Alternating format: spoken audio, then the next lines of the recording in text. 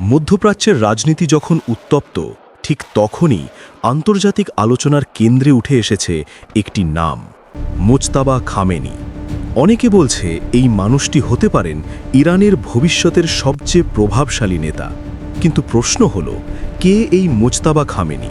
Mojtaba Khamenei হলেন ইরানের দীর্ঘদিনের সর্বোচ্চ নেতা আলী খামেনির দ্বিতীয় ছেলে।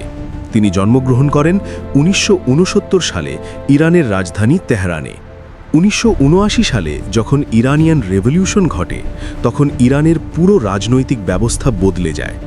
এই বিপ্লবের পরই তার বাবা ইরানের ক্ষমতার কেন্দ্রে উঠে আসেন। তবে মুজতাবা খামেনি সবসময়ই ছিলেন একটু ভিন্ন। তিনি খুব কমই প্রকাশ্যে আসেন। মিডিয়ার সামনে তার উপস্থিতি প্রায় নেই বললেই চলে। কিন্তু রাজনৈতিক বিশ্লেষকদের মতে পর্দার আড়াল থেকেই তিনি ইরানের ক্ষমতার কাঠামোর ভেতরে গুরুত্বপূর্ণ প্রভাব রাখেন।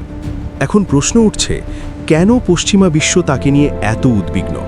এর পেছনে রয়েছে কয়েকটি গুরুত্বপূর্ণ কারণ। প্রথমত, ক্ষমতায় ওঠার প্রক্রিয়া ও বিতর্ক। Khamenei is dead.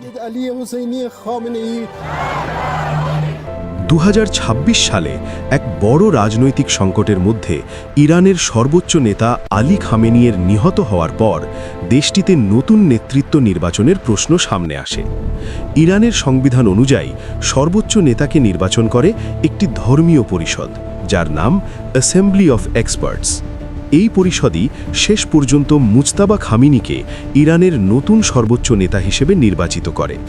তার এই ক্ষমতায় ওঠা আন্তর্জাতিক রাজনীতিতে বড় আলোচনার বিষয় হয়ে ওঠে।